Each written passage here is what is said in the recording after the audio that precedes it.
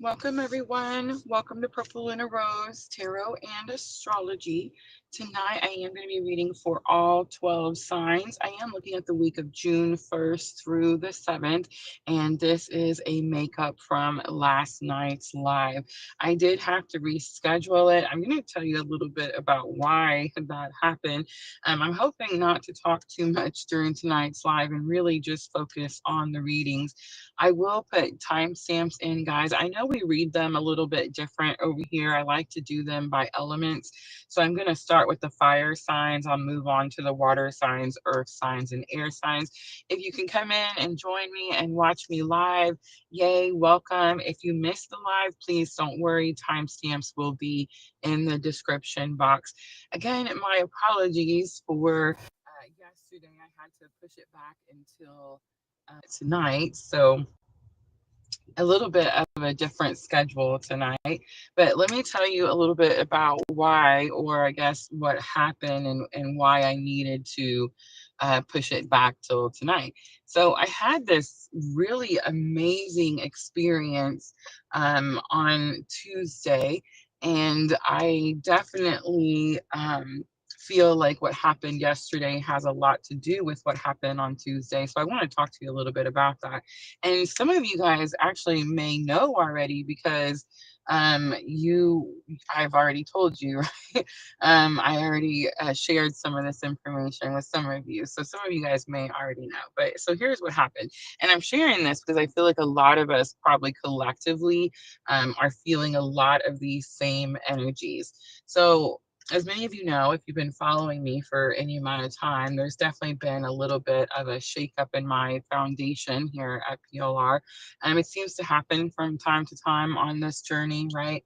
And I definitely had this like culmination of all these energies kind of come to this boiling point, I guess you could say, on Tuesday.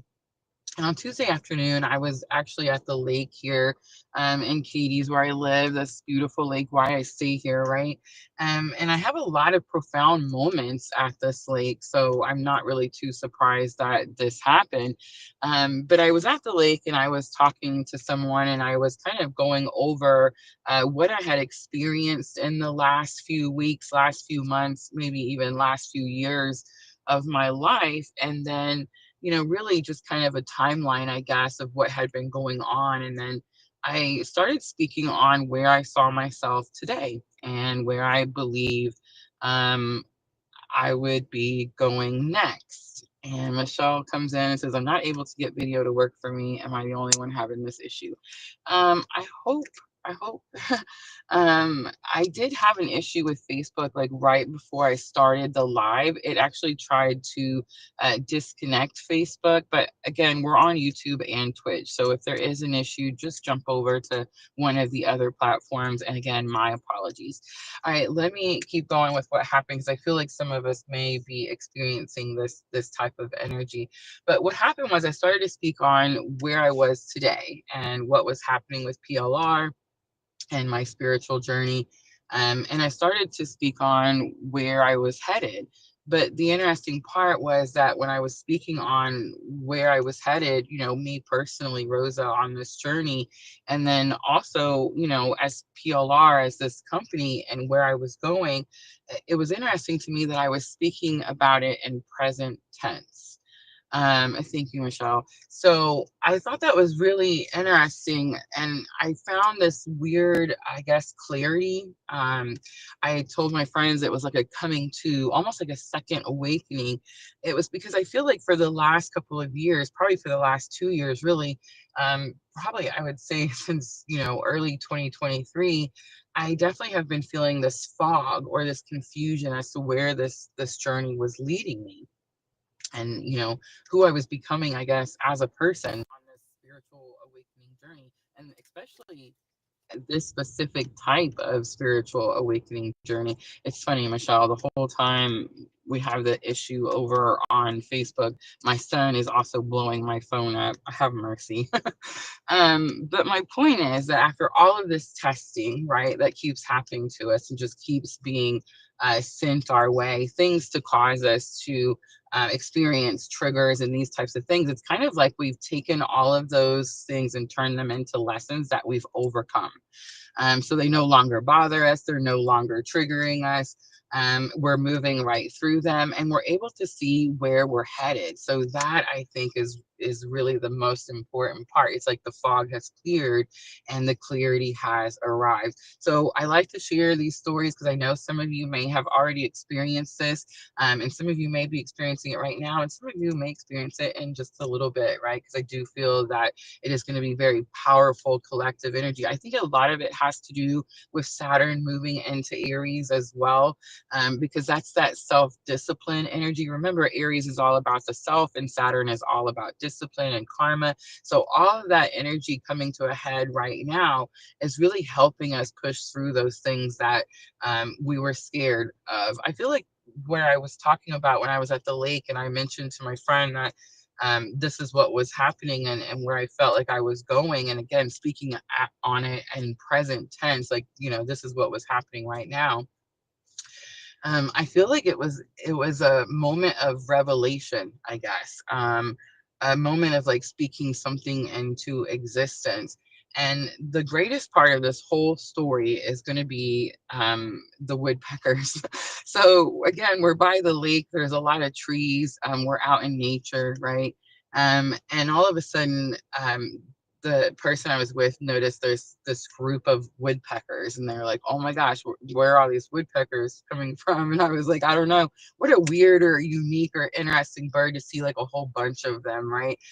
So of course I get my phone out and I'm Googling, like what's the meaning of seeing, all of these woodpeckers at one time. And my children, you guys, my children laugh at me because I see synchronicities and everything everywhere, right? So they joke about it, and of course I do too. But let me tell you, when I looked it up, what do you suppose that it meant?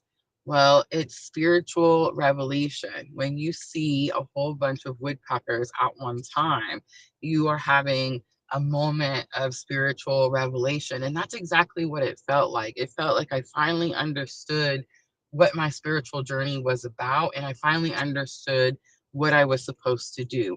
And the interesting part is that in the process of all of that, and as this is all like unfolding, and I would say this all happened within maybe an hour's time, in the process of all of this unfolding, it was this weird energy of excitement for what I knew was coming, and then grief for what I thought was going to be. Does that make sense? So that definitely was like some really weird energy to feel all at once, very impactful. I remember messaging the moderators. We have a group chat, and I was like, it felt almost as big as Kundalini. I mean, that's how powerful. If I had to name it, I would definitely call it a second awakening. I've always joked or like laughed at people that said they were having a second awakening, because I was like, you only awaken one time, right? But no, apparently you can definitely have different levels of awakening. And I feel like that's definitely what just happened to me. And I would say that it does feel like a leveling up. It's interesting because I feel like in the back of my mind, I guess I always saw this, and I always knew when Spirit originally told me about PLR that this is the way we were going to go. You know what I'm trying to say? But I kept, we have free will, y'all. We have free will. So I kept trying to go a different way. I kept trying to go the way that I wanted to go, and that way was like a parent or a spouse or a homemaker or a helper of some sort, right? Because that's what I've done my whole life. I've always been in a relationship, and I've always been a parent. Even as a child, I had younger sisters and a mother that lived a very eccentric life, I guess is a nice way to put it. And so I feel like I've always been doing for other people. And the idea of building something and doing something for myself and being on my own was terrifying, right? Like that's just what. Um, and so I definitely had this moment where I was like, I don't know if it's Saturn and Aries. But something definitely made it easier for me to close that last chapter. And not even like close it. It's definitely um it's more than that. It's like this is a whole new book. This is a whole new movie. This is a whole new life, right? And it's so interesting because I just turned 46 years old, and I feel like I've lived probably, four different lifetimes, right? Like I was a parent as a child, with my younger siblings. Then, with my own children, that's two different lifetimes. There's the lifetime, there's the after the divorce lifetime. And then there's spiritual awakening lifetime. So it's like there's like definitely four different major, um I guess, parts of my life that are very, very different from one another. And I feel like this part is fixing to be, very, very different, right? Michelle says, what a beautiful, powerful experience. It was. It was. And I feel like, again, we feel a lot of things collectively and we experience a lot of things collectively. So let me know if anyone feels like they've had like a second awakening or a coming to, or just like remembering who you are. Like, that's what I kept telling everyone. It's like, oh, I remember. Like I remember who I am, right? Like I remember what I'm doing. But I definitely feel like for the last, probably 5 years, I've definitely it was almost like you're coming out of spiritual awakening and you're coming into alignment and you're joining the forces, right? You're joining the light, and you're going out into the world to transmute the darkness, right? And I've always said that if you're having this type of spiritual awakening and this is your purpose, like, the dark doesn't like the light, right? So it's definitely going to attack and slow you down and try to derail you off your path and distract you, right? And I feel like that's probably, exactly what happened to me.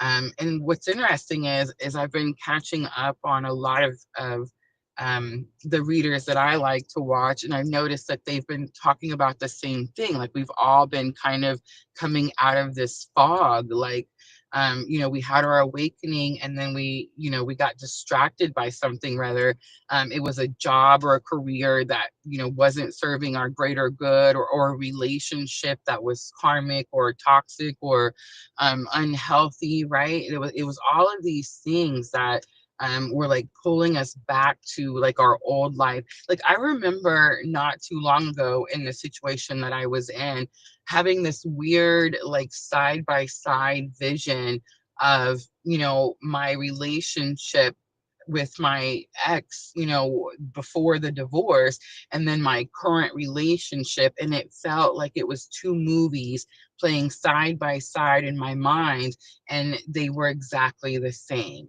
Have you guys ever experienced something like that? Tell me I'm not the only Lulu Lala. But it was like, oh my gosh, there's no way that I'm experiencing the same situation, or that I'm allowing somebody to treat me in the same way, right? And I think that, and again, I really don't know, like, did spirit just send that to me and was like, hey, Rosa, figure this out? But I think that had a lot to do with giving me the courage to be able to take the next steps, because it definitely helped me release any type of like guilt or shame that I had. Every time I would try to leave the relationship, I definitely felt like I was failing something, or I was abandoning something, right? And so I feel like that side by side movie, playing in my mind, showing me, what I was dealing with, really allowed me to break free from all of that energy. And it really allowed me, I guess the word I'm looking for is to surrender, right, to the journey that I'm on, so that I was able to move forward. So that's what happened. And then yesterday, that was all on Tuesday, and I told everybody about it because it was so profound, right? And then yesterday, I would say about 4 a.m., I woke up like sicker than a dog. I can't recall the last time that I have been this sick.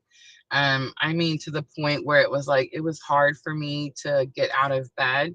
For the longest, like I would say for like the first 4 or 5 hours in the morning, I was definitely in deep meditation and prayer. And I was even asking, like, is this some type of like attack or spiritual attack? We hear about this all the time.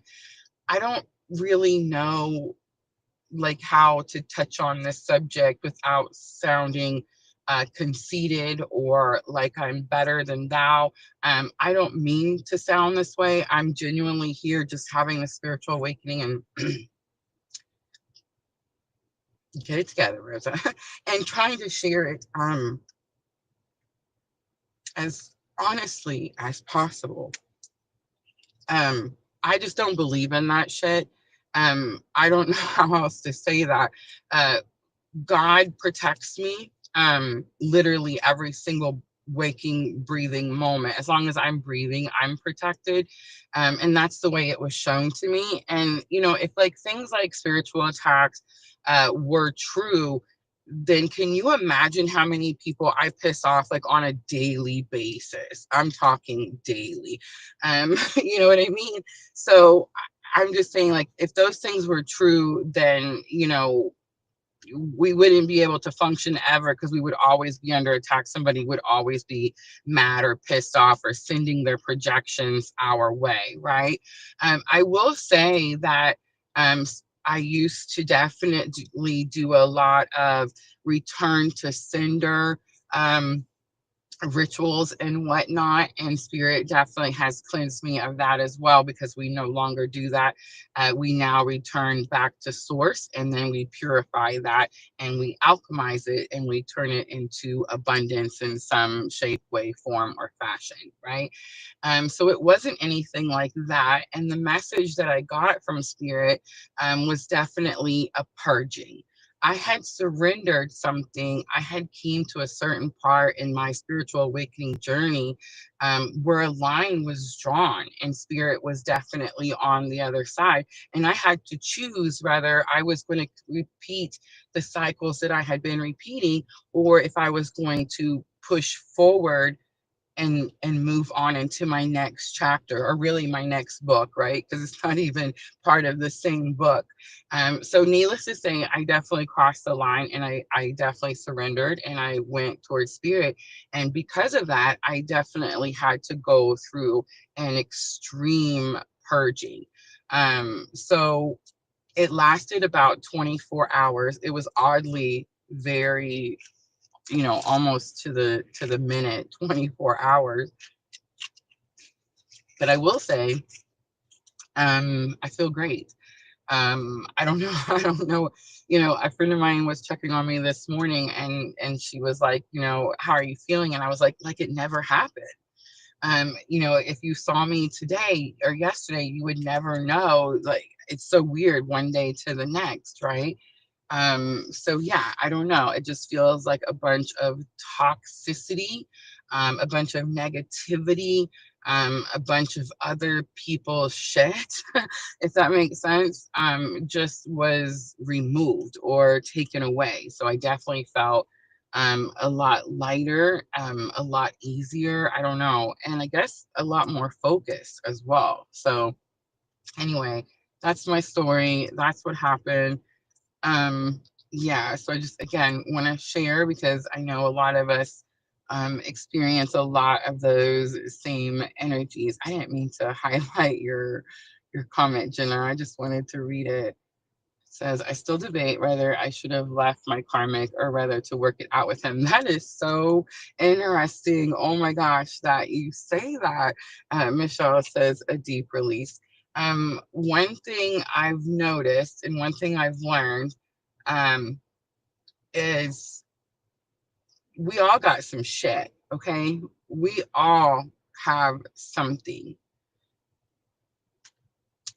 I spent 18 years with this man, 18 years of my life with this man, who did not treat me very well. I do not like have any doubt. I don't like second guess my divorce. But I definitely doubt and second guess what I did after my divorce, right? Because it really, if I'm to be 100% honest, I believe that after my divorce and through my spiritual awakening and dark night of the soul, my commitment should have been with spirit at that point. But I kept spreading myself thin because my commitment was with the person I wanted to be in a relationship with, or with their children, or with my children, or with my coworkers, or friends, family, wherever. It was everywhere but with spirit, right? And I honestly feel that, and I'm not saying that I'm going to be single all of my life. I mean, who knows, maybe. But I do feel that, I don't know, I guess I finally understand why our relationship has to be with just spirit at this particular time. Does that make sense? And I think I was just running from this part for so long that I completely put myself back into what I had just gotten out of, because that was my comfort zone. Right? You know how we always talk about comfort zones, and it's not really comfortable there, but it's what we know. So definitely feel like that, that's what's happening. But again, with Jenna's comment, if you're with someone for 18 years, and but here's what I know. Like, if you are going through a spiritual awakening and they're not going through a spiritual awakening, and they're karmic and they're toxic, then how would that work? Right? How would that even work? But if you're going through a spiritual awakening and someone else is also going through that type of awakening, and you both are having the same enlightenment, or like the same ascension process, then I suppose you could support and work and heal one another, right? I mean, I would think that that would work. I don't know. I've never experienced that before. But I feel like if you're going, it's like someone who, I mean, I know it's going to sound a certain type of way, but like, think of someone who's an alcoholic in a relationship with someone who doesn't drink. Like, how healthy is that relationship? You see what I'm saying? So I feel like if you have someone that you're in a relationship with and they're willing to do the work and they want to be accountable and they want to be like better humans, then yes, absolutely, tough it out with that person. Don't quit. But if you're just spinning your wheels and just repeating one unhealthy, toxic cycle after another, then you're just fooling yourself, right? All right. I said I wasn't going to talk a bunch, and then I talked for 22 minutes. All right, so this is what we're doing tonight, guys. I pulled out the energy oracle. I want to keep it as simple as possible. I'm going to try not to talk about the astrology too much. I really want to focus on how we feel, the collective energies of how we feel. So let's timestamp. Let's do 2323 for Aries because I seen it. All right, Aries. So this is for June 1st through June 7th. Guys, we did the astrology on Monday night. So if you guys missed it, Monday night, you can find that over on my YouTube channel under the live tab. And we talked about all of June transits. All right, so Caring Connection comes out. It's number 14. Caring Connection and the Energy Oracle is someone that you met through teamwork, partnership. It's a friendship that grows into something much more powerful than either person expected. All right, let's look at your challenge, Aries. We have Broken Heart coming out.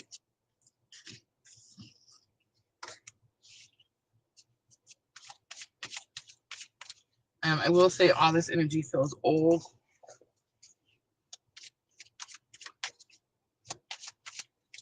All right, let's look at lesson learned. We have the Temple Path. The Temple Path says you're exactly where you're supposed to be. And we have Angel of Love coming out as an outcome. I'm almost getting this message, Aries. Okay, so I know that I just got done telling you like my personal story. And then, like, we're on Aries. Guys, I never say that these are for your sun, moon, or rising. There's actually a reason for that. One, it's because I understand that we have all 12 pieces of the pie. We have a piece of all the zodiac. Like, we were born underneath all of it. It's like there wasn't a piece missing when we were born, right? So it's all there. Now our sun sign might be, one position, and our moon might be in another position, right? But all of these impact our life. All these areas impact our life in a certain way. So if you have your birth charts, I always say correlate, right? So if I'm looking at Aries, where's Aries for you on your chart? What house is that? What area of your life does Aries rule? And then also look for Aries planets. Like, where's Mars, right? Where's Mars on your chart? And this definitely could give you some clues as to what these readings are about. But the message that I got pretty clear is, it's very possible, Aries, that you're going through some type of breakup, some type of heartache. And Spirit is telling me here that everything is for a reason, right? There's a lesson in everything. Everything makes us stronger, wiser, braver, smarter, all of those things, right? So that's what I'm getting for Aries. All right, let's clarify a little bit. I'm going to use some regular Rider Waite.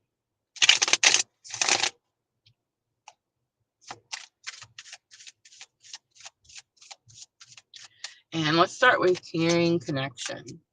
Ooh, Three of Swords comes out. So definitely a broken heart. It's giving me energy of someone from the past.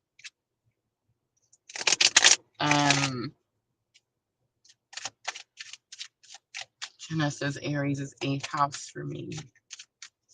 And you have your counterpart energy as Aries too. Is that right? All right, the Star also comes out. So I have Three of Swords, the Star, Aquarius energy, and the Eight of Pentacles is focus. So big confirmation here. I do feel that you've experienced some type of heartbreak, some type of loss. The Star says this is a cleansing, a purification. It's a clean slate, and the Eight of Pentacles allows focus. So there definitely could have been some type of distraction, some type of derailment, Aries, something that took you off your path. All right, let's look at broken heart. So the Hierophant comes out. That's Spirit. Five of Wands comes out. That's training, practice. And King of Wands comes out.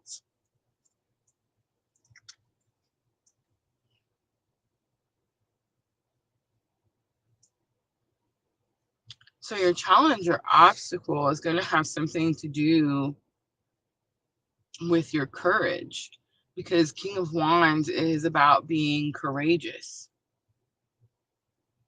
It is leadership. I'm also hearing the word leadership, which isn't really too surprising for Aries. Aries is first house of the zodiac.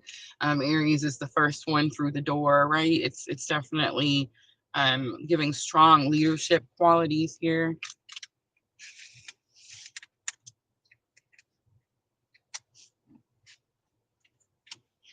So this broken heart that you experience could have actually been for some purpose. All right, the Temple Path. So when I see the Temple Path in the Energy Oracle, it's number 12, and it's the card that shows the yin yang design. It's cut out into the lawn of the Temple Path, and it shows this golden gazebo in the background. And the card itself says that this is your soul's path, and your soul's path is not straight. There's going to be turns, there's going to be bends. This is lesson learned to help you with the challenge or obstacle. So are you losing faith in your courage to do something on your own? Are you fearful of some type of leadership position? The Queen of Cups comes out.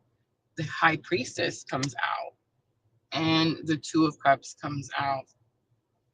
So the interesting part that I'm hearing is Spirit saying that you really shouldn't be lacking any courage, especially if I'm talking to divine feminine, because it's almost like you know that as long as you stay um, replenished, as long as you don't deplete yourself, the high priestess is an inner knowing, and the two of cups is an equal effort. It's like you know that spirit is your partner on this journey. It's like spirit has your back type of energy. Queen of Cups, the high priestess, and the Two of Cups.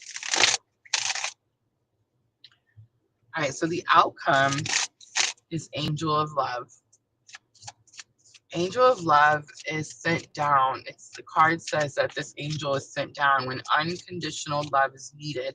Aries, most likely you are the one in need of the unconditional love. Two of Swords comes out. Tower comes out. I'm glad the Tower comes out. And Three of Cups comes out as well. Six of Cups is on the bottom. Six of Cups does speak on reunion energy. I imagine we're going to see a lot of Six of Cups energy throughout tonight's live. The reunion energy is very heightened. That could definitely have a lot to do with the astrology and Saturn and Neptune and all of this kind of stuff. But again, I'm going to try to focus on how we feel and less on the astrology. So with the Two of Swords, it's this energy of not knowing where to go or feeling stuck. And then with the Tower, it's interesting because I can't remember who I was watching. It's going to be Minnow Pond. I feel like Minnow Pond is always like, I don't teach tarot, but he does. But I was also watching the Soulful Revolution today, so it may have been her as well. But there was this interpretation for the Tower as um, a calling out. It's like you're calling yourself out, or like you finally see something clearly for what it is. And then we have the Three of Cups. So it is this energy of something you were doing was keeping you from your soul tribe. The Three of Cups is soul tribe, soul sisters, like minds, right? All right, so I've pulled out the Sacred Traveler. And this is what I'm going to use for some guidance. And we will close them out, of course, with the Moonology Oracle as well. Guys, make sure you're checking out the links in the description box. I know some of you have downloaded our new daily wellness journal, but I'm hoping everyone will go over to my website and check it out. All right, so we have Distant Thunder, Clear the Air, and we have First Light, Beginning a New Cycle. Navigating by the Stars, Follow Your Bliss is on the bottom for Aries.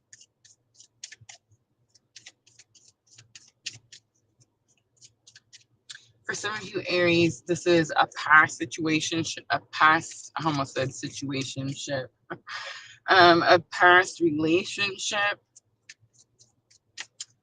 For some of you, this is counterpart energy. All right, nothing is yet set in stone, the mutable moon, and you are good enough, the full moon in Virgo. On the bottom, step out of your comfort zone. It's the North Node. So I'm just saying, Aries, anywhere on your chart, go look and see. Jenna said it was 8th house for her. That area of your life is definitely about to step out of its comfort zone, right? All right, guys, so that's Aries. I'm going to clean up really quickly, and we're going to move on to Leo.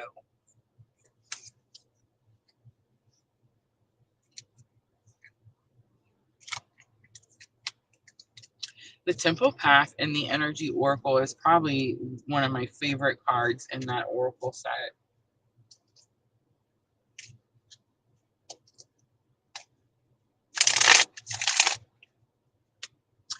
My son is probably wondering why I'm doing a live tonight, right? Because I didn't do it last night. But he brought home dinner, and then that's probably why he was calling, because he was probably asking what I wanted. So he comes home and he's pointing at the bag. So it's like, now that's all I'm going to be able to think about.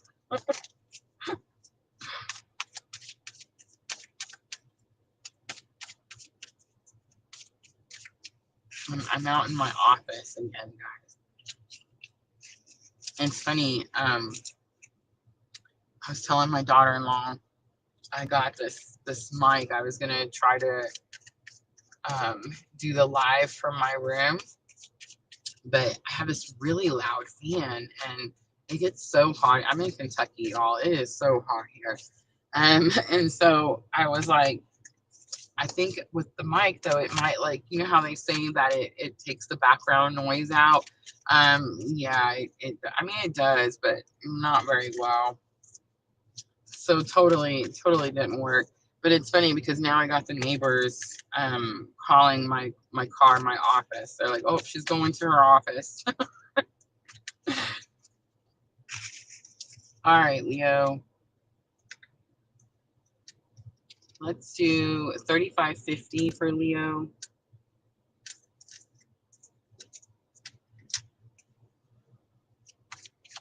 So Leo, June 1st through the 7th, energy of the week, we have yin yang coming out. It's number 22. And it actually shows the yin yang symbol. We have all tied up as your challenge or obstacle. It's 23. So we have 2, 2, 2, 3. That's interesting. All right, let's look at lesson learned to help you with the challenge or obstacle. We have, no joke, guys, 21, 22, 23, 21. Leo, what is up with the twos, right? All right, let's see. What is the outcome for Leo? Oh, it's number 44. It's woman holding a heart. On the bottom, Leo, we have number 4. It's happy family. That card always gives me the energy of like 10 of Cups, because it shows the people standing under, like under the rainbow, right? Like the 10 of Cups does. It definitely gives me like happy home, happy family. So this could have something to do with your family or your home situation. So 22, yin yang, is your energy of the week. And this is definitely going to be the balancing of your masculine and feminine. So all tied up is your challenge or obstacle, Leo. So it's telling me that you are staying really, really busy so that you don't have to focus on something, or you don't have to pay attention to something. Or it could just say that you're really busy and you're not seeing something. But I think most of the time when we see that card, especially in challenges or obstacle, it's like, you know that there's something you need to like look into or focus on, but you want to ignore it, so you just stay really busy. This could be like a Leo who's like, you know, there's a home situation, so it's like, I'm just going to work a whole lot so I don't have to be at home, and then I don't have to worry about whatever the home situation is, right? All right, so lesson learned is that's going to help you with the challenge or obstacle is the strategy card. So it was number 21. It says journal log. It actually shows a journal with a feather pen on it. So lesson learned that can help you with that. Could have something to do with shadow work, guys. I just published my new shadow journals. If you guys haven't checked that out, links always in the description box. Chan Lee says, I'm a Leo. But it could have something to do with that, definitely. But I think more it's about planning something. And then woman holding a heart comes. So when woman holding a heart is here, again, this is unconditional love, but this could be also number 44. Like this could have something to do with manifestation. Leo, you could be trying to manifest some type of happiness in your home situation. Journal log strategy. If you journal, Leo, it could be saying, a lot of times I've been making those journals, right, to sell on PLR. And so a lot of times I'm getting a lot of like, go back and read your old journals. Starlova, welcome. But I think we don't do that enough. It's like some of us are not even writing in the journal. That is making me so frustrated. But like, if you download the journal, use the journal, guys. Have mercy. And if you don't like to write, just look at the prompts, like look at the journal prompt questions and think about what the answer would be. But I promise you, if you write the answers down in that journal and then you come back a month from now, 6 months from now, a year from now, and you read those, you will be amazed at how far you've come in your awakening journey. It's like we don't realize it because it's happening, right? Like it's happening in the moment. And it's like there's so much going on that we don't see. All right, yin yang, some type of balance, masculine and feminine for Leo. We have King of Cups coming out. That is my clue card for Divine Masculine. This could have something to do with getting your emotions balanced. All right, all tied up. We have the Hermit. So yeah, someone's hiding from someone's emotions. I mean, Leo, you could be hiding from your own emotions when it comes to a family situation. But I think it's possible that like that someone feels a certain way, so you're just staying really, really busy because you're not sure how to handle that situation. All right, the strategy card says Seven of Pentacles. Seven of Pentacles says it's to be patient with something, but it also says that you've spent a lot of time building something. You spent a lot of time taking care of this situation, and it's this energy of you're almost there. So it's like, don't give up now, Leo. All right, woman holding a heart, number 44, definitely has something to do with unconditional love. But again, I'm picking up the 44 has something to do with manifestation and big confirmation because I turn over the Four of Wands. And the Four of Wands is 1111 manifestation. Also could have something to do with a financial situation. Maybe you're trying to manifest a financial foundation or abundance for your family situation. All right, again, on the bottom, no surprise, Six of Cups, that's that reunion energy. All right.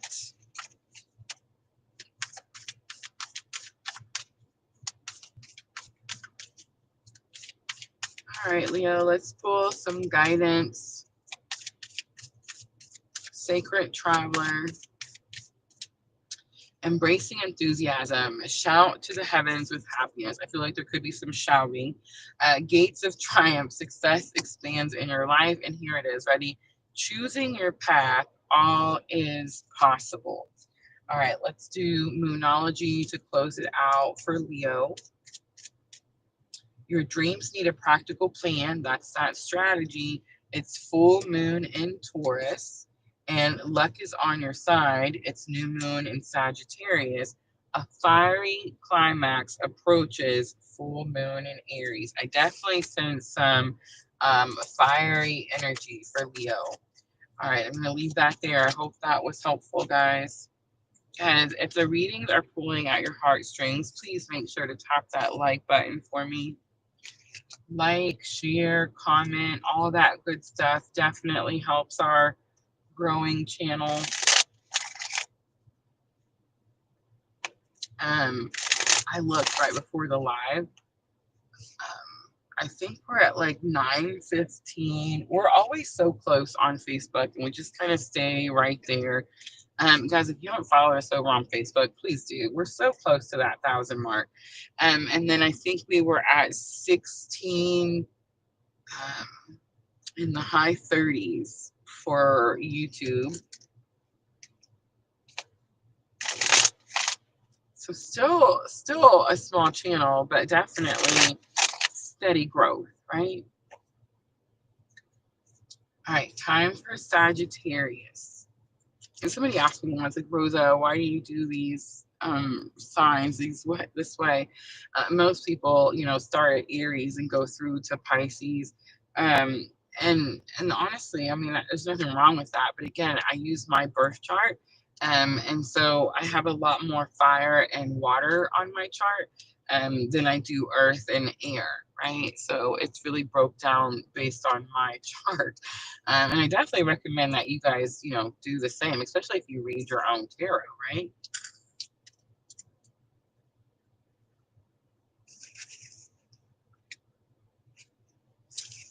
All right, Sagittarius is, 4414. I'm liking those fours. All right, so this is for June 1st through June 7th. Guys, we're in the middle of a new moon and a full moon this week, June 1st through the 7th. We did talk about the astrology. I went over all of June transits on Monday night. All right, energy of the week. We have the sun coming out for Sagittarius. I do see the pool of water that she's sitting in, and it's definitely giving some type of cleansing, purification. Guys, I'm a Sagittarius moon. Sagittarius moon. All right. We have challenge or obstacle is goddess of the moon. This is about trusting your intuition. All right. Lesson learned. We have attachment coming out. And the outcome, we have rest and rejuvenation coming out. Action is on the bottom. It talks about, so the action card shows these two horses running through this open field. And it talks about how the picture is kind of blurred because the horses are moving very, very quickly. Sagittarius, you most likely are going through some type of purification process. You may have already started this process. You may have already had this process. And if you were wondering if this was some type of cleansing or purification, it definitely was, right? So the goddess of the moon in your challenge or obstacle says you were kind of wondering, like, hey, is that what this is about? The attachment card in your lesson learned tells me that's exactly what it's about. The card is actually a darker card, and it's like a black and white, like gray, chalky type of look to it. It definitely shows a lot of shadows in this card. But what's sticking out to me the most is she's removing the mask off her face on this card. So it's like she's taking some type of mask off. She's seeing something for what it is. She's detaching from something, and then rest and rejuvenation, which really what happened.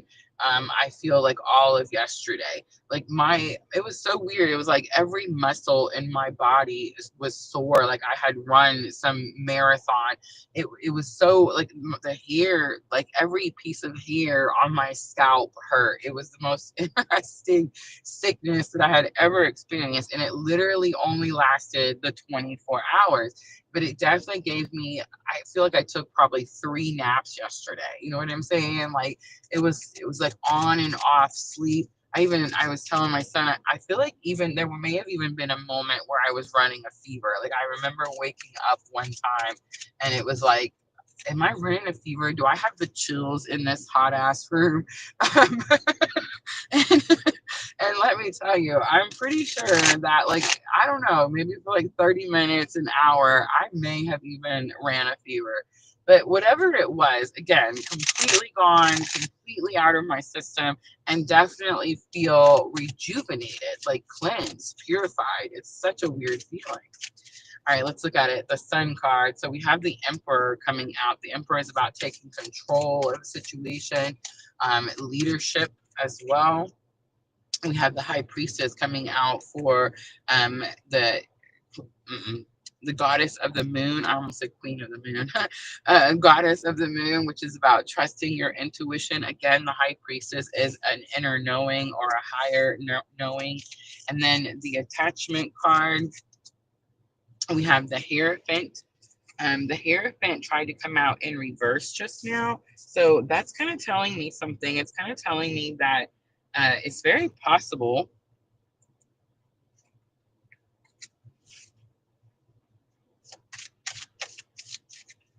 that you are breaking free from anything that is not in spiritual alignment. That's what I'm getting with the Hierophant. And then rest and rejuvenation, we have the Ten of Wands. And Ten of Wands is giving me like exhaustion, completion. You've definitely been going through something that took a lot of your energy, but that is now finished. All right, let's do some guidance for Sagittarius.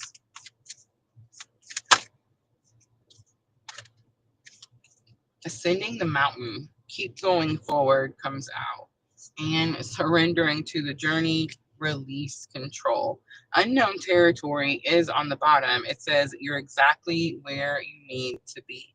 And I just want to say on the bottom of Rider-Waite, we have 7 of Pentacles this time, which is that patience card. We kept seeing 6 of Cups, but this time 7 of Pentacles. All right, Sagittarius, let's close it out with the Moonology Oracle. A new start is coming. It's the new moon. Emotions are running high. It's the supermoon. And conclusions are within reach. That's that 10 of Wands. And that's going to be full moon eclipse. All right, I'm going to leave that right there, Sagittarius. I hope that was helpful. I'm going to clean up really quickly. We're going to move on to the water signs, Cancer, Scorpio, and Pisces.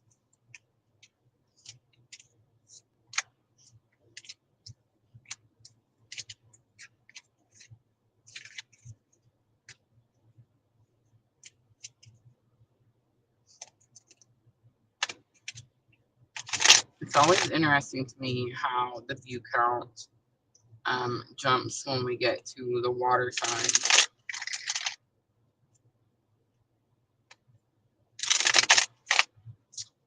I'm a Cancer rising, and that's why we do the water signs second.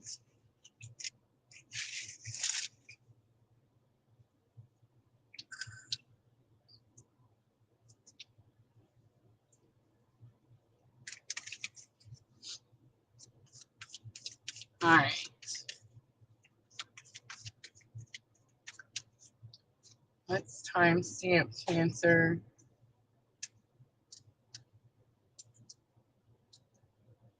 Let's wait for it. Let's do 5111. All right, Cancer, this is for June 1st through June 7th. I'm using the Energy Oracle, and let's get your energy of the week. So we have number 11, Cornucopia, which is really interesting because I just timestamped you at 5111. So Cancer, you're seeing a lot of 1111, 111, new beginnings, manifestation. It could have something to do with financial security, but I think you're just manifesting something. And also very possible this has something to do with counterpart energy. Cornucopia is getting everything that you want. All right, let's look at the challenge or obstacle. We have number 47, the thinking woman. Oh, Cancer, you're overthinking something. Super easy. All right, let's look at challenge or obstacle, the thinking man. Have mercy. All right, and then the outcome for Cancer. Spirit's trying to be funny tonight. I feel like we have first chakra, Archangel Michael. On the bottom, we have fifth chakra, Archangel Gabriel. Archangel Gabriel is the one that has the trumpet, and the one that, like when they, when you see this card, it's about hearing your calling, right? Star Love, also a Cancer rising. I love it. All right, so this one's pretty easy, and I'm just going to spit it out. So I'm getting a lot of counterpart energy in tonight's reading. I feel like I've been getting a lot of counterpart energy in the last few lives, I guess. Okay, so Cornucopia, number 11, getting what you want, is the energy of the week. Your challenge or obstacle is the thinking woman. The thinking woman says that you're trying to figure something out, like you're going into the depths of something to learn something or understand something. The thinking man is your lesson learned to help you with the challenge or obstacle. And the thinking man says that he's actually holding this crystal in his hand, and it's like he knows it's of some value, but he doesn't know what the value is or like what to do with it. But this isn't your lesson learned. So it's like you have something of value and you already know that it's valuable. So it's like you're overthinking something that is already very worthy. And then Archangel Michael is your outcome. And Archangel Michael, of course, is also giving me a lot of counterpart energy, especially me on my own personal journey. But it's also the archangel that protects those of us on this very specific type of spiritual awakening journey. And I'm being told to talk about that. I really don't want to.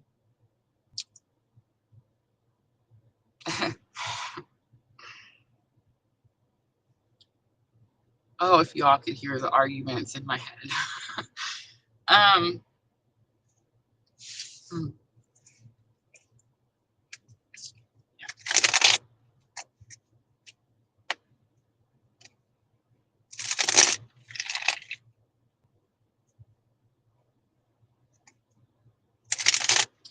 all right, let's talk about it. Mercy. Okay, so it's really interesting because I've noticed it a couple of times, but it's like we all have opinions, so it's like it's everybody has an opinion. The sad part about this journey, this type of awakening that I'm experiencing, that many of you are also experiencing, is that it has so many labels, and the labels have been um, used and abused in so many different ways that now it's like they don't have the meaning that they originally had, or they don't hold the value that they originally did. So I have this private group on Facebook, and I sent some of you recently um, uh, an invitation to join the group. I actually went through and cleaned it out some. And then I went through and looked at people that were, that join us regularly on these lives. And I sent you guys some, invitations to join the private group. Well, because it's a private group, there's questions that you have to answer in order to come into the group, right? One of them says that you're going to follow the rules, which just means you're going to be nice to everybody, right? We're not going to go in there and be assholes to people. And then the other one said, are you having a twin flame journey? And then I think the last one says, are you having a spiritual awakening? I noticed that many people, when asked if they're having a twin flame journey, will say, I don't know, or I'm not sure. And then when asked, are you having a spiritual awakening? They'll say, yes, absolutely, 100%. So they're super sure that they're having a spiritual awakening, but not super sure what type of spiritual awakening they're having, or they're just in denial of what type of spiritual awakening journey they have. I mean, I can understand that last part, definitely. I mean, guys, this type of journey, this twin flame spiritual awakening journey, is just a type. Like, there's lots of things that cause a spiritual awakening. So I just want to say, I'm not going to call anybody out here, but I just want to say, if you recently joined my private Facebook group and you answered, I don't know, to are you having a twin flame spiritual awakening journey? I guess my question to you is, if you're not, or you're not sure of it, what other type of spiritual awakening journey could you be having? That's my question. Because remember, there's different types. So I always talk about, like, those people that like take their shoes off and they're like, I'm gonna leave my home barefoot and I'm gonna walk to Tibet, and I'm gonna starve myself and I'm gonna find God that way, right? They completely deplete themselves and go on these hikes across the world, and they're trying to find God, and they do at some point of depletion, they do find God, right? That you can catapult your spiritual awakening journey that way. I've also said trauma. You could have a bad car accident.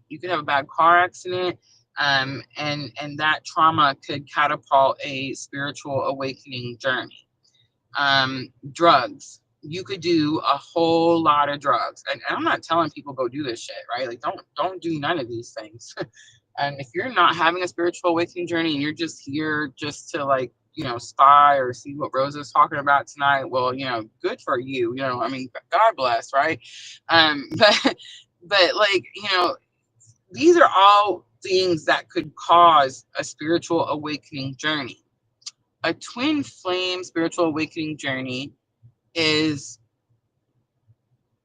a heart chakra awakening It's an awakening that deals with your, I mean, all awakenings deal with your emotions, but this is love, right? It's heartbreak. That's this type of awakening. So if you're not sure if you're having a twin flame spiritual awakening journey, then you're not experiencing any type of heartbreak, right? So it has to be something else that I mentioned earlier, right? A trauma, a car accident, drugs, the loss of a loved one could catapult spiritual awakening. You know what I'm saying? Maybe you just decided to take your shoes off and walk to Tibet to find Jesus. You know, who knows, right? But I'm just going to say that if you have been following me for any amount of time, and my messages pull at your heartstrings, and you're like, man, how does she know what's happening in my life? How does she know how I feel today? How does she know that that happened to me? How does she know that he did that to me? How does she know? Then I promise you, you are having a twin flame spiritual awakening journey. I don't like the labels either. I don't. I mean, I wish that, did you know, like back in the 70s, they called it ray of light. They weren't even called twin flames. They were called rays of light. Swear to goodness. And you can go back like other generations. It was called something else. This type of spiritual awakening journey was called something else. This is just like the new, you know, modern, whatever the crap label that they've put on this type of spiritual awakening journey. There, talked about it.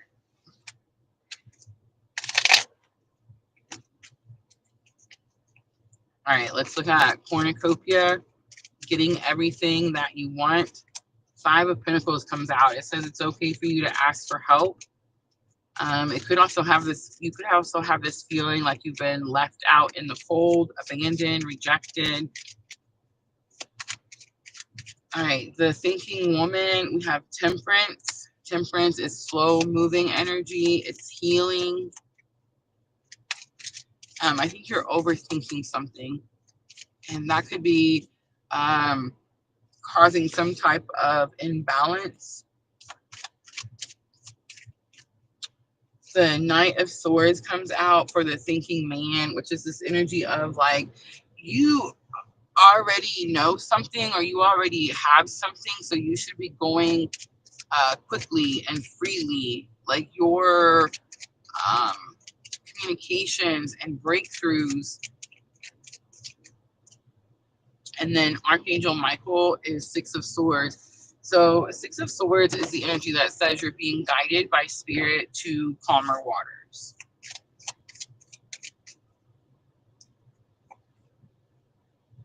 Two of Pentacles on the bottom.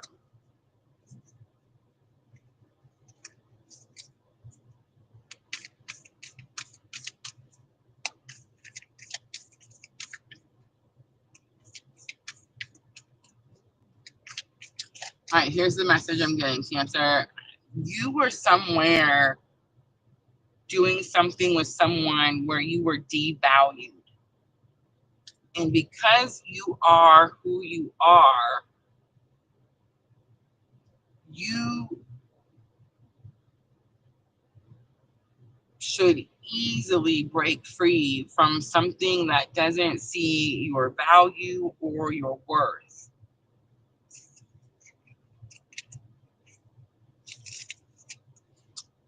The outcome is Archangel Michael, which says you already know your calling, you already know what your purpose is, you're highly protected, and you're being guided. Guidance, joy, and delight. Open your heart to joy. Breaking trail, a breakthrough is at hand. And on the bottom, discovering truth, you stand in the light of truth. Infinite abundance, abundance is pouring into your life. I definitely feel like this energy does have this abundant vibe to it, but it's like something you have to break free from, something that you're overthinking or overdoing. There's something where there's no balance. There's too much take and not enough give. All right, Cancer. Moonology, a time to give rather than take, new moon in Virgo. The answers you need are coming. A win-win outcome is forecast.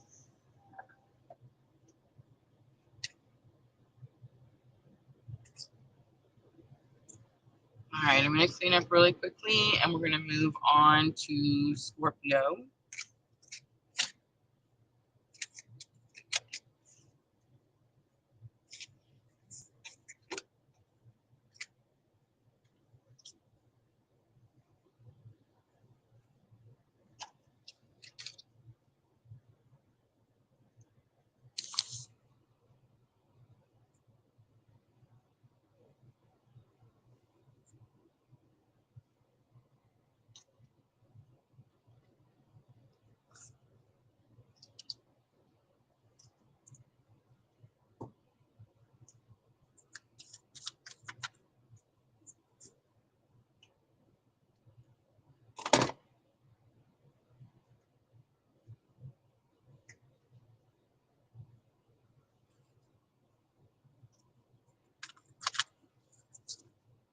I rolled the windows down, so you may hear the crickets.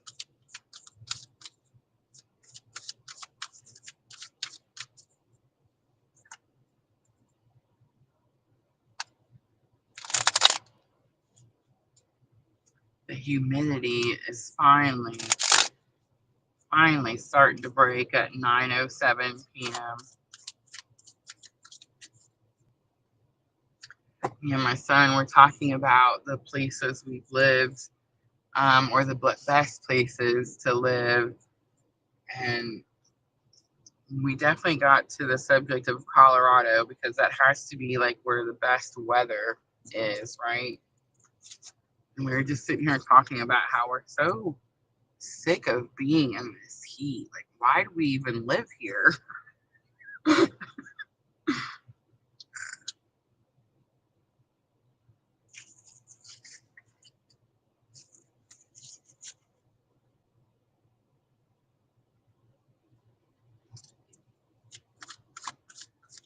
Michelle, is it humid where you're at?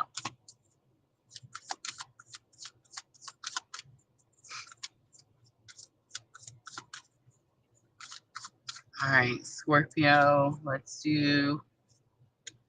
wait for it. 107.07 for Scorpio. All right, so this is June 1st through June 7th. Energy of the week. We have the action card coming out, number 17. It says you have to do something very quickly. Something's going to happen very quickly. Jenna says it's hot here too. It is. I'm just over the heat. And it's just now the end of May.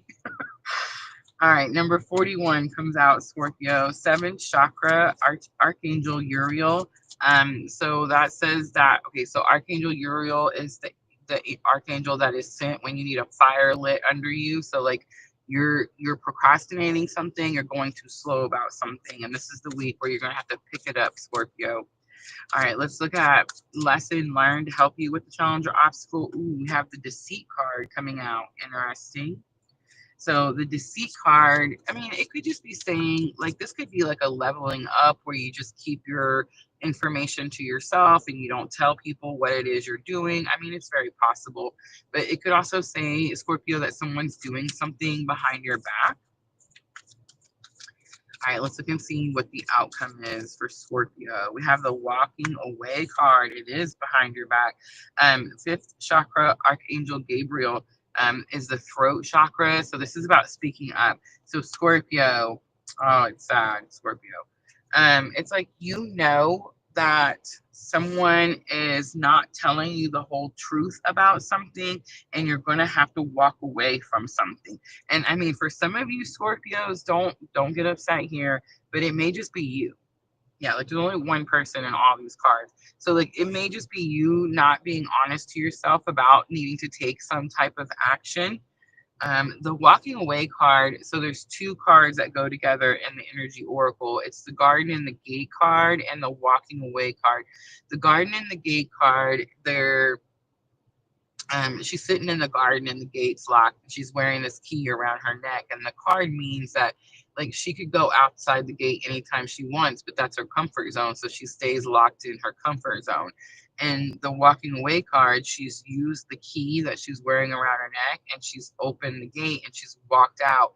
And the point of like where she's going is like this great expansion. It's supposed to be ascension, like going towards spiritual awakening, spiritual enlightenment.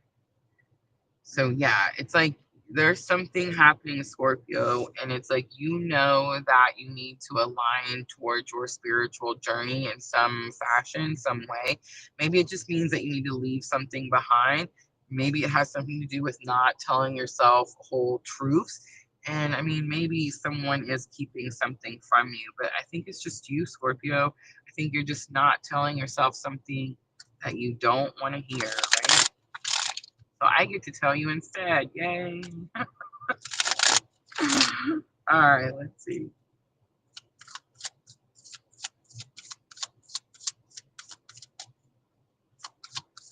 I like the cold and snow too.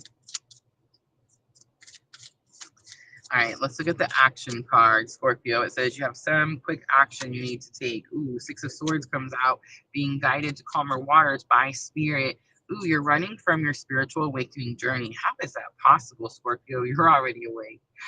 Oh, could this be the coming to or the second awakening? Like I was talking about at the beginning of the live. Yeah, you're running from something that has to do with spirit. The seventh chakra in your challenges or obstacle, it's your crown chakra. That's your communication to spirit. So you're definitely running. Seven of Cups comes out. Seven of Cups is confusion. You're not sure about something. You can't see something clearly. The deceit card is going to be the Six of Wands. Um, Notoriety, noticing something. So it's almost like you're trying to tell spirit that you can't see something, or you're not sure about something, so you're not making any moves, and spirit's calling you out, calling bullshit. Like there's a game called Bullshit. There's this game. It's a card game, and it's like you get everybody, it's like a group of people. I used to play this back in my drinking days, so forgive me if I don't remember it right. But you get people like around a table, and then you pass out all the cards, you shuffle all the cards out, and then it's like the first thing you do is everybody goes around and you have to put how many aces you have, right? So if you have five people and then the fifth person, everybody puts down one ace, and then the fifth person says they're putting down one ace, somebody bullshit, right? Somebody lied in there, right? And the idea is to call bullshit. I don't know why I keep cussing, but it's just the name of the game.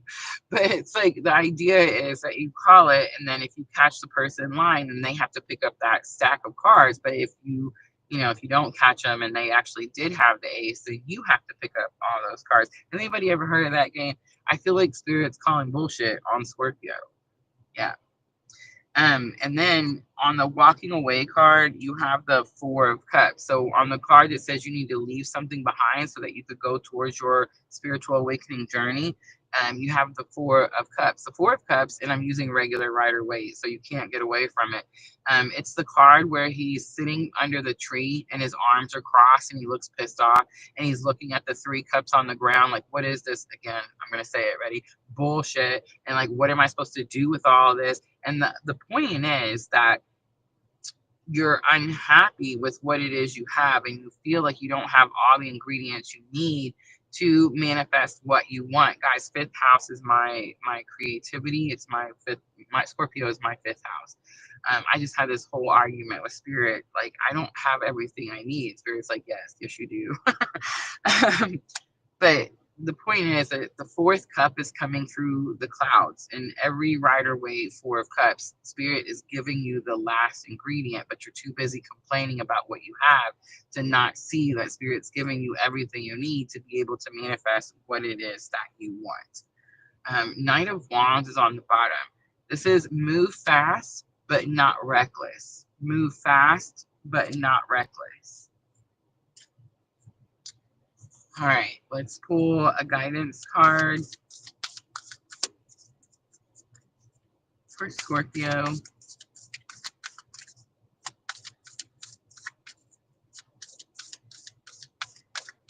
Jenna says she remembers that game. All right, ready, Scorpio? Protected by angels, you are cherished by angels. Finding sanctuary, opening to your spiritual source.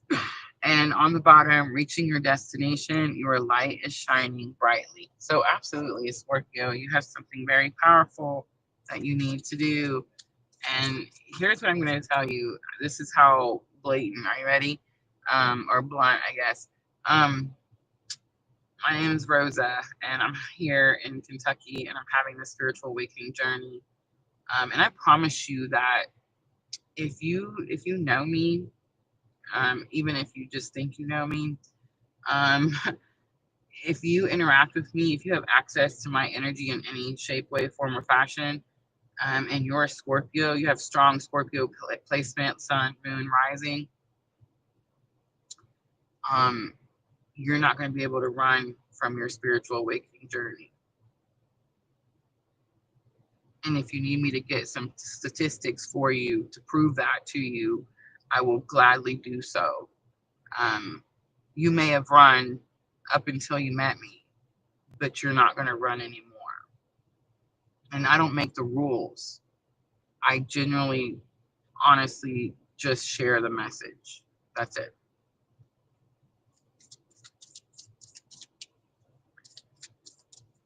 All right, Scorpio.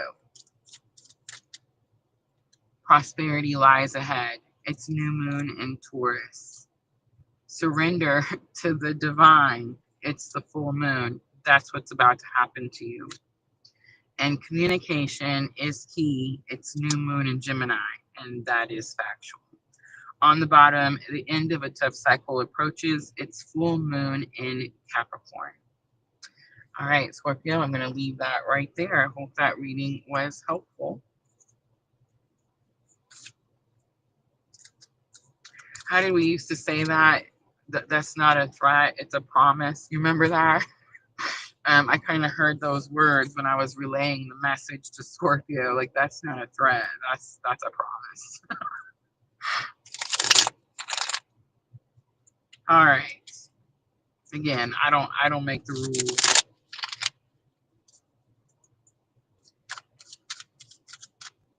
All right. So now we have Pisces. 11717 because I seen it. All right, Pisces. So this is for June 1st through the 7th, which is also a 17. How interesting is that?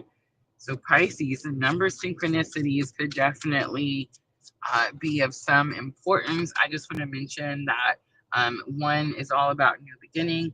7 could have something to do with karma and karmic balance, and 8 could have something to do with infinity. So there's definitely a message for Pisces there somewhere. There's definitely something about caution. You don't want to be balancing karma out forever, something like that. All right, Pisces, here we go. Energy of the week. We have appreciation. It did try to come out in reverse. You could feel like you're not being appreciated at this time. Spirit could be telling you that you need to show appreciation in a certain area of your life. Challenge or obstacle. We do have the envy card. That's going to be where you feel like you want something that someone else has.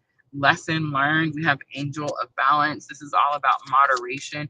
Angel of Balance shows her with this glass of wine in her hand. So there could be something, Pisces, that you're doing too much or too little of. And then outcome for Pisces, we have third chakra, Archangel Camille. There's definitely this energy. It's low vibe energy, Pisces. This could be your energy or this could be someone around you, but it's like either you're doing something that's low vibe or you have low vibe energy around you, and it could be affecting your solar plexus chakra, which is like your personal power. All right, let's do some Rider Waite for Pisces. I've seen the Four of Pentacles. Pisces, when we see Four of Pentacles, about holding on to something too tight.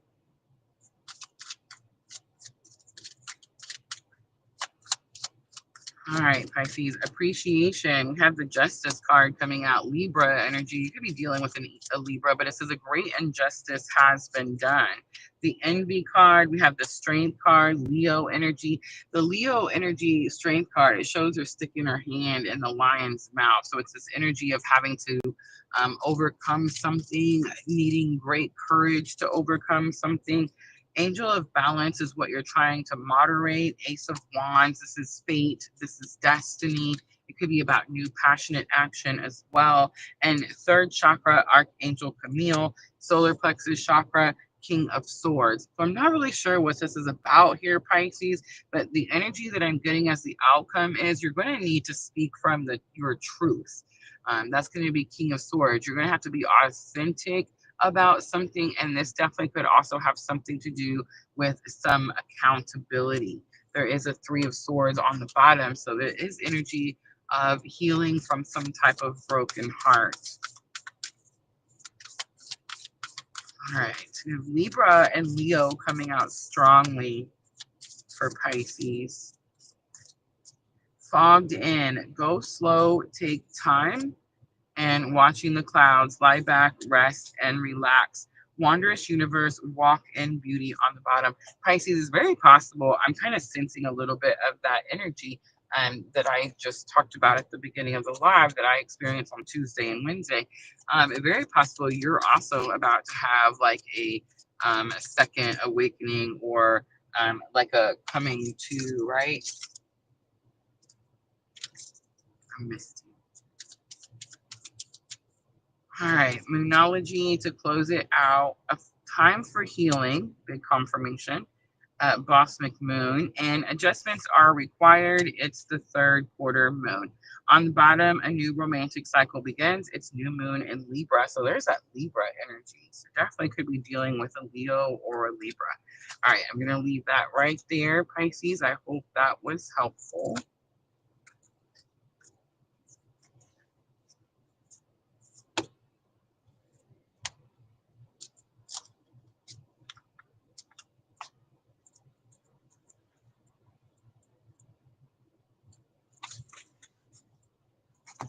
All right, so we've made it to Taurus, and I'm going to start going fast, you guys. So long, the all 12 signs. All right.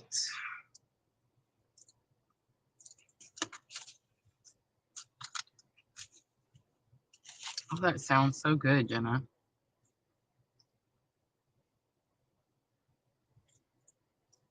Oh, I just missed the 122.22. All right, let's do 122.30 for Taurus. All right, Taurus, for June 1st through June 7th, we're going to fly through it. Ready?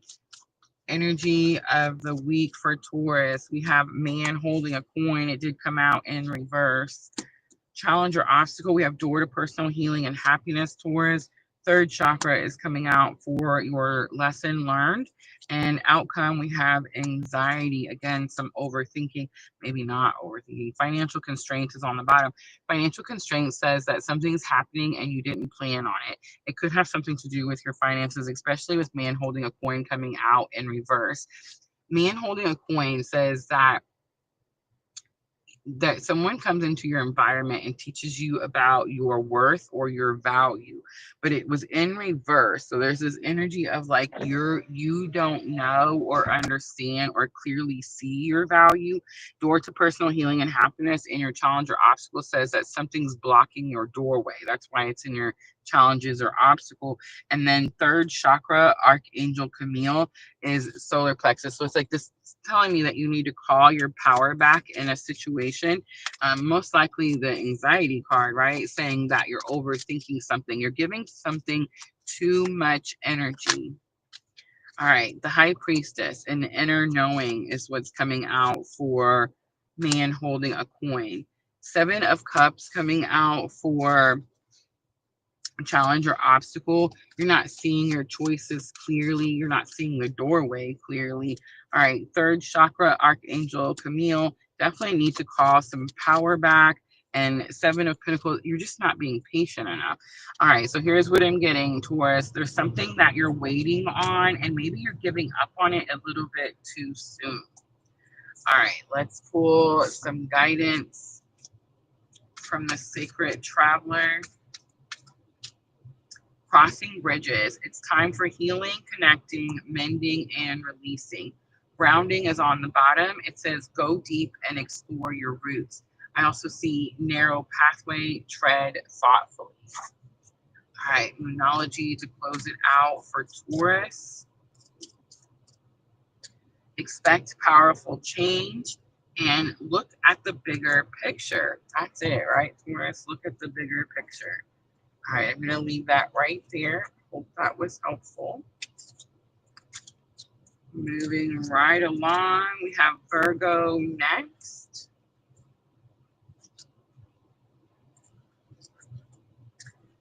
And let's do 125.20.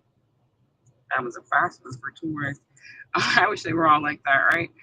All right, Virgo, energy of the week. We have appreciation coming out. Guard in the gate is going to be your challenge or obstacle. Hostilities is coming out for a lesson learned. And woman holding a coin is your outcome. On the bottom, we do have fourth chakra, Archangel Raphael. That is going to be about your heart chakra. Virgo is my north node. All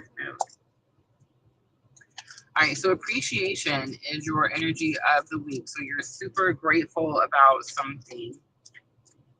Ten of Wands comes out. Ten of Wands says something exhausting is over. Some difficult time in your life is completed. The Garden and the Gate is your challenge or obstacle. So remember, I talked about this card earlier when we seen the Walking Away card. And I said the Garden and the Gate is when you're in your comfort zone. So Page of Pentacles is here. So you're definitely in your comfort zone and you need to start some type of new journey. That's Page of Pentacles. Hostilities is lesson learned. I don't feel like Spirit's saying be hostile. I feel like Spirit's saying just like take it by the reins type of energy. Yes, absolutely. Queen of Pentacles comes out. And whatever it is that you're taking by the reins has to do with becoming your own resource, right? Something about gaining new resources, growing your resources, definitely could have something to do with your finances, right? And then woman holding a coins is your outcome. So not only do you gain the finances, but it's like you gain the resources, you gain the know-how. Page of Wands is here, and Page of Wands is spiritual awakening. So it's like through your spiritual awakening, that's what you're appreciative of. Through your spiritual awakening, it's like you're able to break free from some type of financial hardship, right? Six of Pentacles is on the bottom, so big confirmation, because Six of Pentacles is the card that you see where the person is handing the other two people the coins and you see the scales, and it's about balancing it out, right? I love that. All right, let's pull some guidance for Virgo. In the flow, everything is smooth sailing. Solitude, in silence, peace prevails, and view from above, get the big picture. All right, let's do Moonology.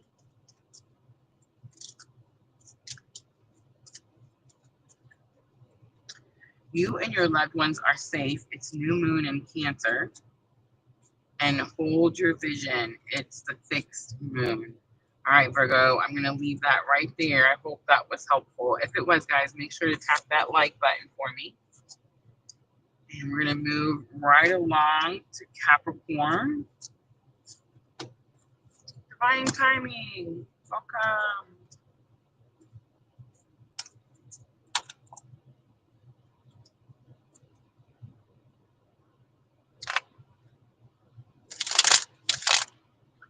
Michelle says, Virgo rising. I really like this message. Love it.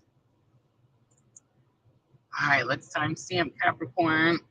Let's do 128.48. All right, Capricorn, this is June 1st through June 7th. I'm not really talking about the astrology too much tonight, really just focused on the energy and the cards just in time.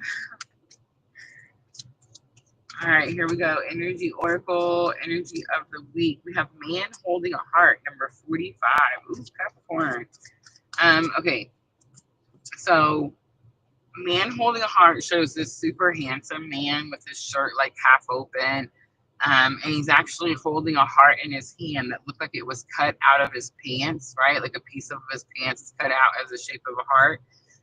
And the whole point of the card is like, this is supposed to say that this is someone who is super handsome and super trustworthy and super loyal and faithful and honest and genuine.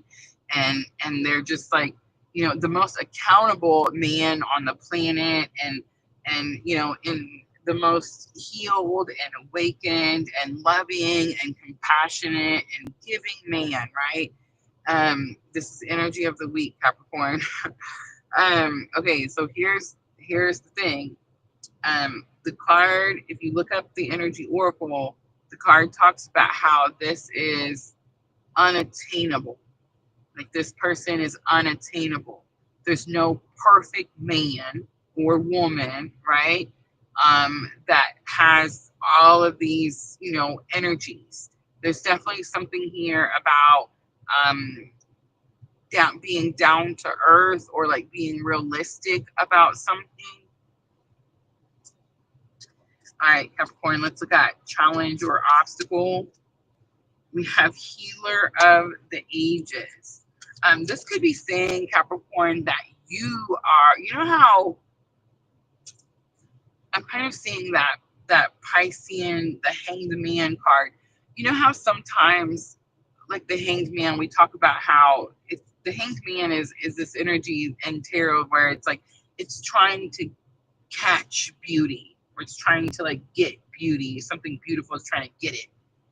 It's trying to catch, you know, like faithfulness. It's trying to like attain it, like go out and get it from someone, right? That's the hanged man energy. But the whole point of that particular card is that you have to become that energy. You don't attain that energy. You don't go get it from someone else. Like you have to become that energy. So Capricorn, that's kind of what I'm getting here. It's like you may want someone who's super faithful and super honest and super accountable and super spiritually healthy, but it's like you're gonna have to go that path as well so that you can draw that in to you, right? Does that make sense? All right, lesson learned. We have patience coming out. All in divine timing, right? All right, and then let's look at the outcome for Capricorn. We do have the community card coming out. And that's about gathering with like minds, soul tribe, soul family, that type of energy, right? All right, let's pull a little Rider Waite for Capricorn.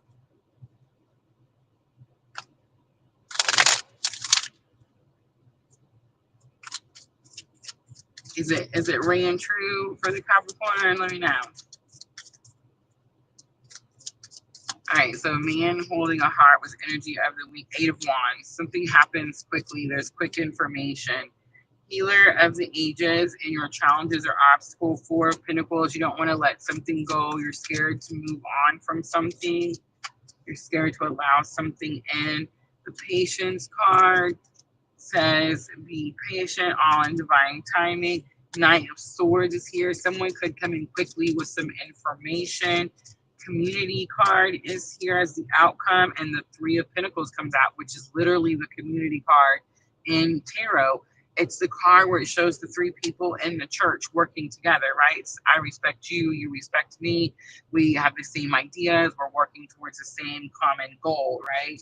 I think Spirit's aligning you with your soul tribe and soul family. 3 of Wands is about taking action towards your future.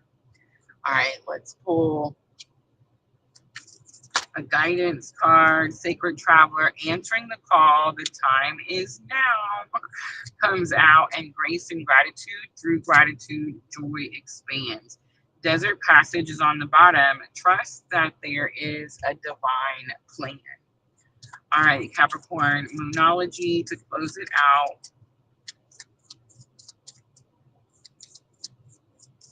Oh, I'm sorry. Divine timing. All right, have faith in your dreams. It's the waxing crescent moon comes out. And don't let your pride get in your way. It's full moon in Leo. On the bottom, are you ready? Here it is, Capricorn. What do you need to release? It's the waning moon. All right, I'm going to leave that there. I hope that was helpful.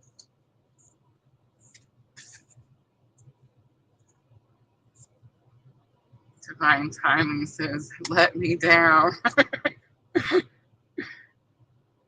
Oh.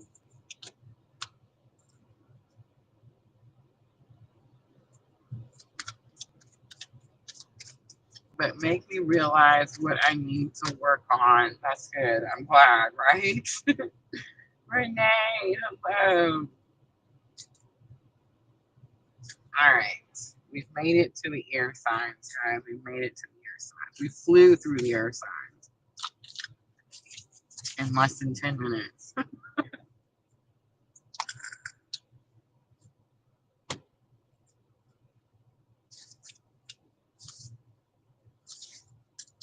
Thank you, Divine Timing. All right, Gemini. Gemini is next. Let's do 135.50. All right, Gemini, this is going to be June 1st through the 7th. June 1st through the 7th. All right, energy of the week. We have storm warning coming out. It's number 10. It does show the storm. It says a storm comes through to clear your path. All right, let's look at challenge or obstacle. We have magician in the mirror. Magician in the mirror is when you're afraid to use your personal powers in front of other people, or you're worried about what other people will think. And then lesson learned, we have door to spirit. It tried to come out in reverse. It says that spirit is moving the veil to get a message to you. And then outcome, we have adjacent possibilities. Just because something doesn't work one way doesn't mean it won't work another. All right, this is super clear. Are you ready, Gemini?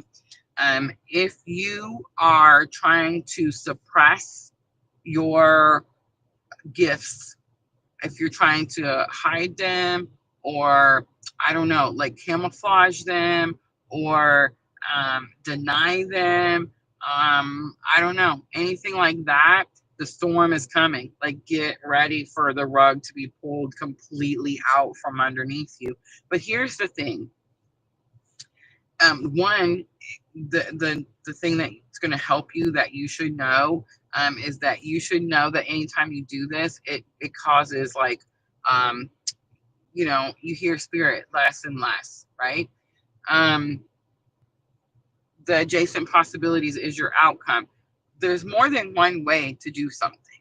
Like, there's more than one way to use your abilities with other people without just coming out and saying, oh, I'm having a twin flame spiritual awakening journey, right?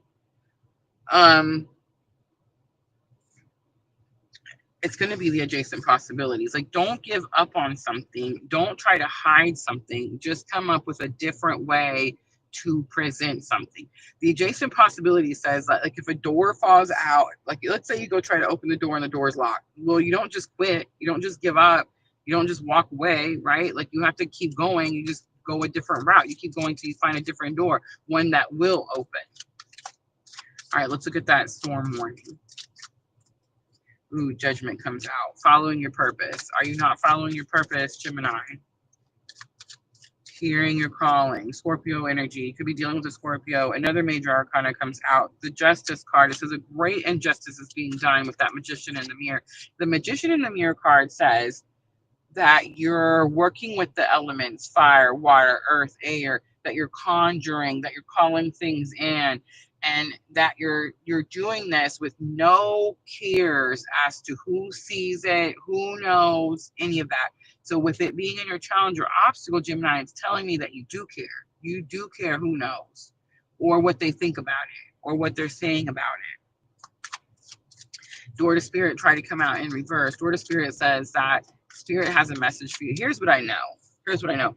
When I'm not in alignment, it gets harder. The longer I'm not in alignment, it gets harder and harder and harder for me to hear Spirit. The sooner I get my ass where I'm supposed to be, the clearer the messages and the faster the messages come. Does that make sense?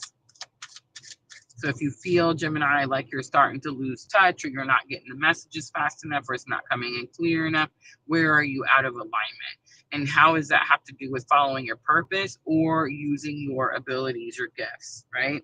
Door to Spirit, we have the 5 of Cups coming out. 5 of Cups is a loss. It does talk about despair.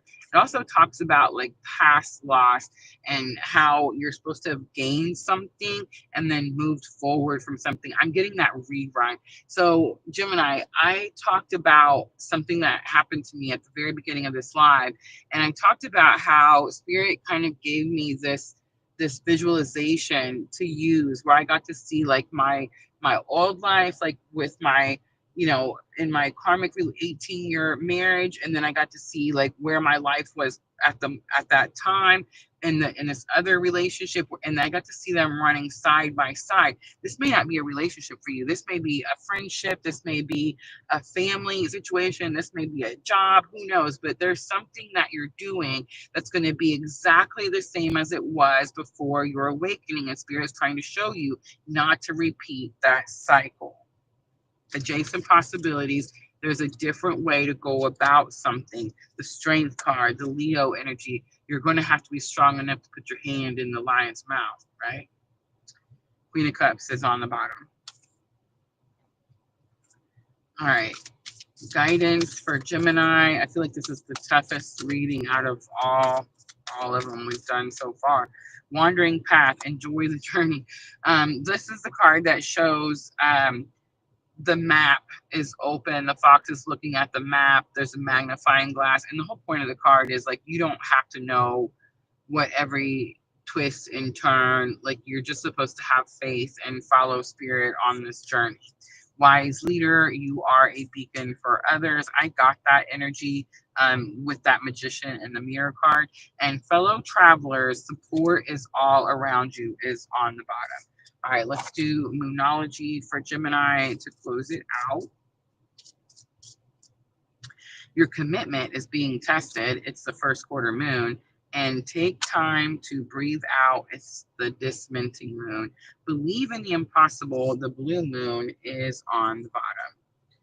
All right. That's Gemini. Just going to clean up really quickly. We have Libra next.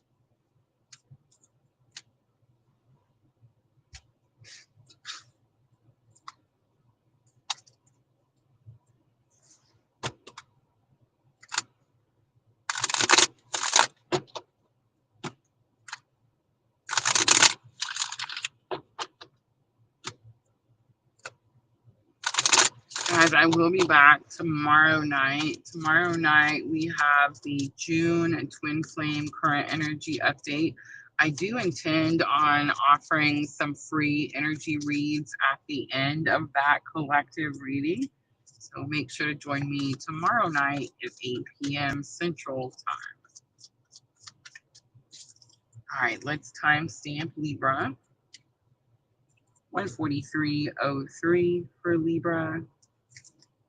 The threes are sticking out to me. All right, so let's get energy of the week. This is June 1st through the 7th for Libra. We have 4th chakra, the heart chakra. It's Archangel Raphael. We could be going through some type of healing when it comes to your heart space. Challenge or obstacle, we have door to romance. I think that's exactly what's happening, because door to romance number 33 is in, it shows the heart locked up in a cage. So that's your challenge or obstacles. You could have an opportunity to unlock this heart. You could be scared due to, you know, previous situations. All right, lesson learned to help Libra with this challenge or obstacle. We have second chakra, Archangel Ariel. This is your solar plexus. Wrong. Sacral chakra. This is where you hold shame, guilt, remorse, also abandonment wounds. Abandonment wounds. All right, I feel like this is Libra healing from definitely some type of abandonment or rejection. All right, outcome for Libra, we have fifth chakra, Archangel Gabriel. This is about speaking your truth. Angel of Strength is on the bottom, so this is pretty easy. I'm getting a Libra who has been through some type of heartbreak, definitely has their heart locked in a cage, scared to open it back up to anyone just due to whatever happened to them. Again, could have something to do with abandonment or rejection. And I feel like they're going to speak up about it. They're going to say something about it, speak their truth in some way. All right, fourth chakra. Sorry. Fourth chakra, Archangel Raphael. Seven of Swords comes out. Seven of Swords says that you could feel like someone is keeping something from you.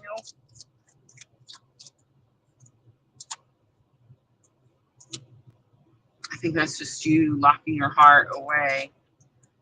The Death card coming out, Scorpio. You could have dealt with a Scorpio, Libra. But it does talk about a major ending. Second chakra, Archangel Ariel. We have the Hermit. The Hermit is your spiritual awakening, enlightenment, dark night of the soul. I feel like this energy could have clearly kicked you off into a dark night of the soul, Libra. Fifth chakra, Archangel Gabriel is your outcome. Knight of Swords. This is your clue card. This is my clue card for some type of breakup, some type of breaking free from something. This is super interesting because it's almost giving me again like that moment that I experienced at the lake I talked about at the beginning of this live, where it's like a second coming or like a second awakening. You definitely are.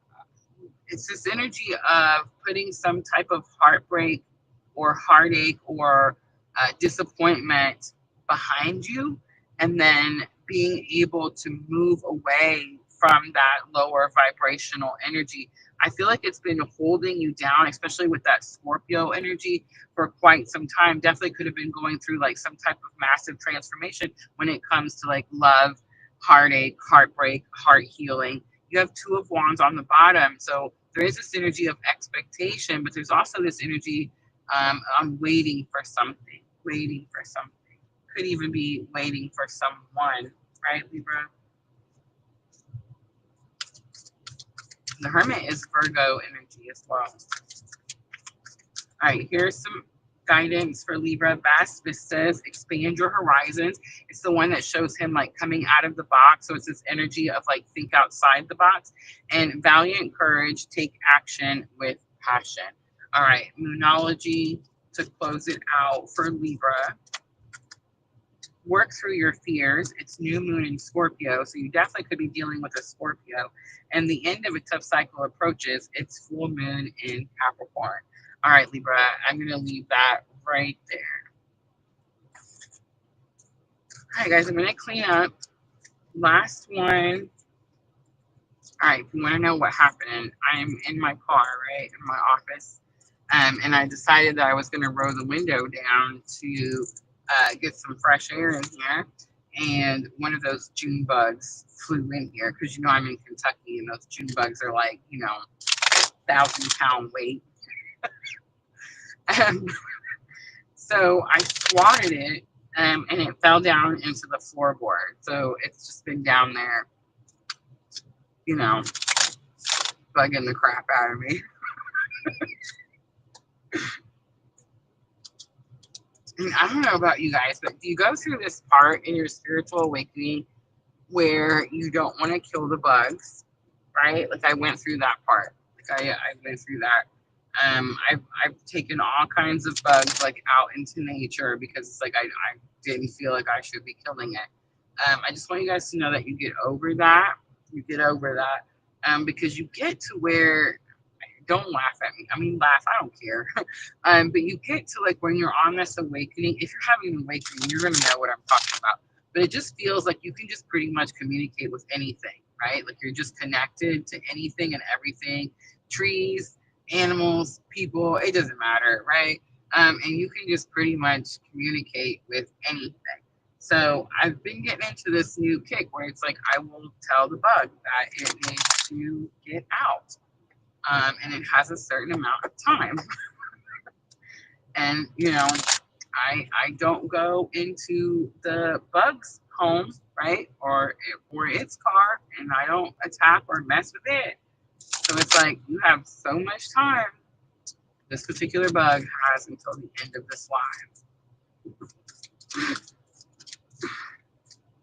All right.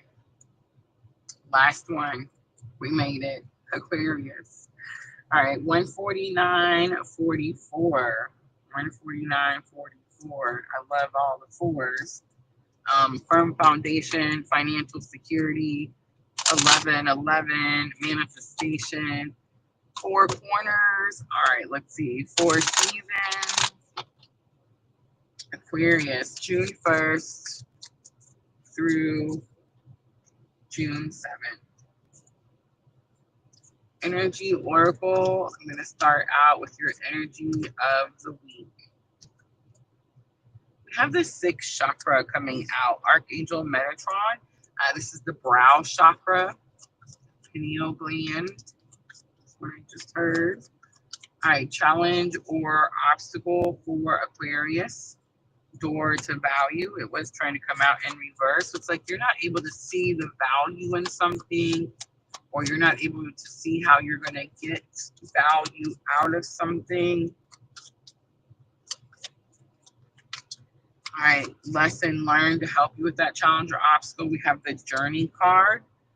The journey card shows her like dropping past baggage, dropping the, there's something from your past that you need to release in order to be able to move forward. And then the outcome for Aquarius. We have Angel of Balance. Again, it shows the wine glass does speak on moderation. And the world is on the bottom. So the world shows, it's like this figure at the end of a pier and it's looking out over the world. It's giving strong Saturn energy to me. But if you look at the meaning in the card, it talks about how spirit's watching over you. Saturn did just move into Aquarius.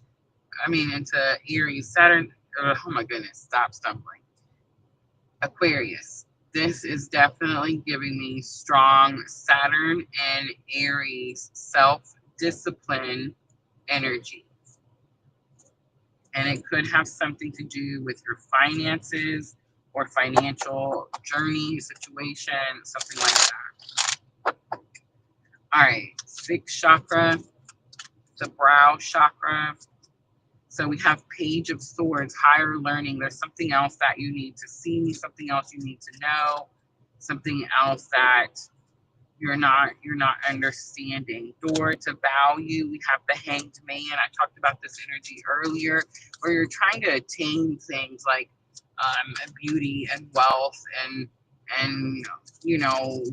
honesty and love and all this kind of stuff, but really you're supposed to become this energy. You're supposed to be on a journey to become this energy, right? The journey card. Five of Swords is here. Five of Swords is disagreements, arguments. It could have something to do with negative thinking, but I feel like you're straying. There's something about straying from your journey. You could be dealing with a Pisces. All right, Angel of Balance is the outcome, the High Priestess. So you know what it is that you need to moderate. You know what it is that you're doing too much or too little of. The Justice card is on the bottom. It does say that a great injustice has been done. And it does say that that energy needs to be balanced out. All right, Aquarius, guidance from the Sacred Traveler. Miracles, expect the wanderers to emerge. In Desert Passage, trust that there is a divine plan. Voyage of the heart, love flows through you and to you is on the bottom. All right, Moonology to close it out for Aquarius. Balance, spirituality, and practicality. It's full moon in Pisces. A new romantic cycle begins. It's new moon in Libra. And ready, here it is. Don't let your past hold you back. It's the South Node. All right, Aquarius, I'm going to leave that right there. And that's it, guys. That's going to be all 12 signs for the week of June 1st through the 7th. I hope all those readings were helpful. I will get timestamps in here shortly. I'm going to go in and eat some dinner right after I get done dealing with this June bug. And then don't forget that tomorrow night, guys, Friday night, 8 p.m. Central Time, I will be back with the live Twin Flame Current Energy update for the month of June. And I will be offering some free masculine and feminine and bridging energy reads at the end. So make sure to come back and join me for that. Thank you, everybody who hung out with me throughout the live. I love you guys so very much. It definitely helps my watch time, right? I appreciate you guys. I appreciate moderators. Thank you, Michelle, for coming in, keeping the timestamps. All right, everyone. I will see everyone tomorrow night. Have a great night. I'm always, always sending all of you abundant love and light on your journey. Thank you.